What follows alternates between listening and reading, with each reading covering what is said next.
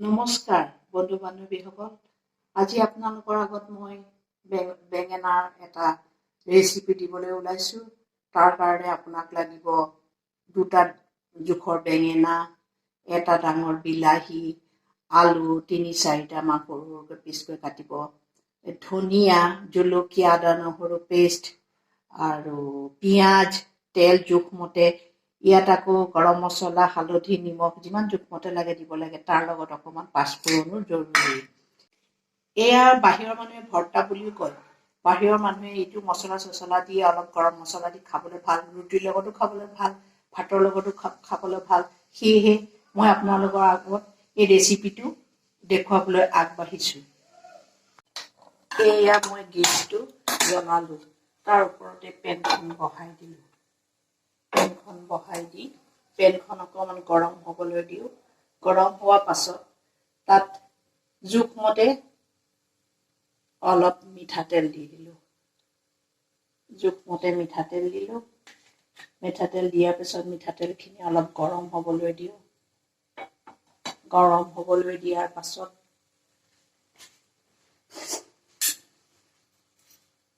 গৰম হ'লে তাত মই অলপ পাঁচফোৰণ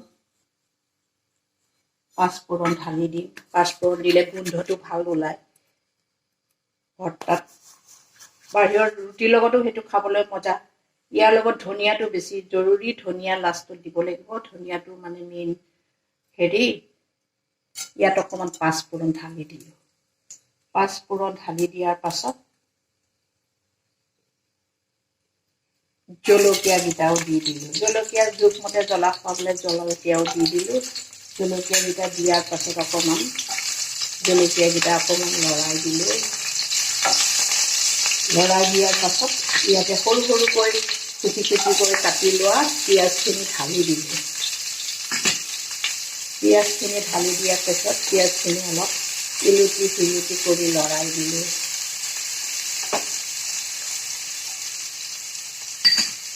তাতে আদা নহৰু পেষ্টখিনিও ঢালি দিলোঁ।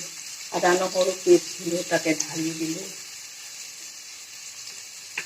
ঢালি দিয়াৰ পাছত অকণমান পিঁয়াজ, আদা নহৰু সকলোখিনি একেলগে মিলাই দিলোঁ।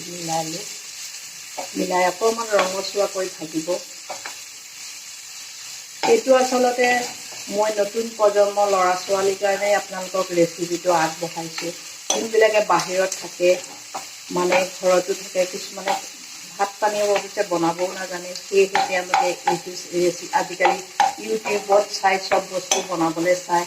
সেইকাৰণে মই এইটো বনাবলৈ নতুন প্ৰজন্মৰ কাৰণে আগবঢ়ালোঁ।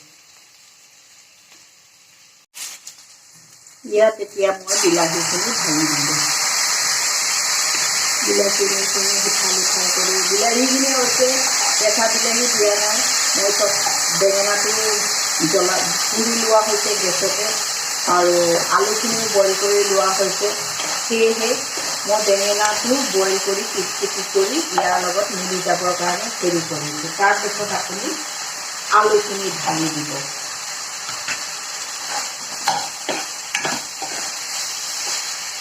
আলুখিনি ঢালি দিয়ে আলুখিনি অকণমান ইলুটি কৰি লৰাই দিব। ইয়াত এতিয়া মই পুৰা বেঙেনাখিনি ঢালি দিম।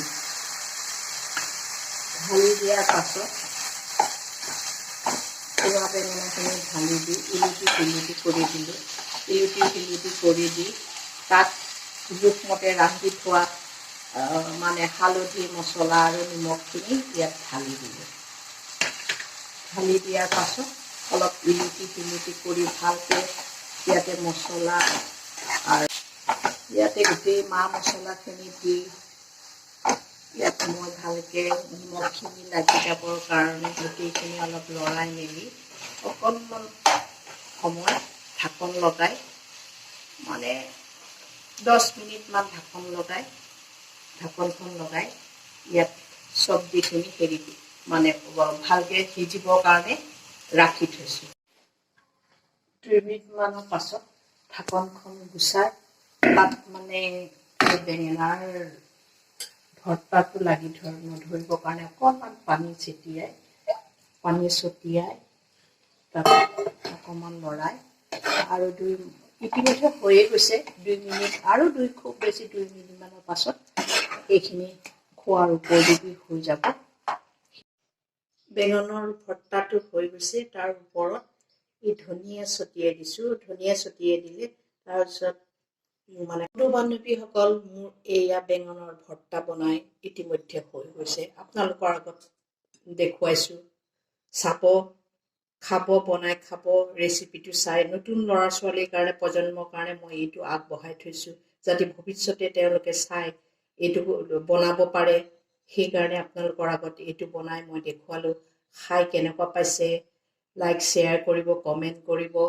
যদি ভাল পাইছে লাইক শ্বেয়াৰ কৰি কমেণ্ট কৰিব আৰু ৰঙা বুটামটো টিপিবলৈ নাপাহৰিব। ধন্যবাদ বন্ধু বান্ধৱীসকল।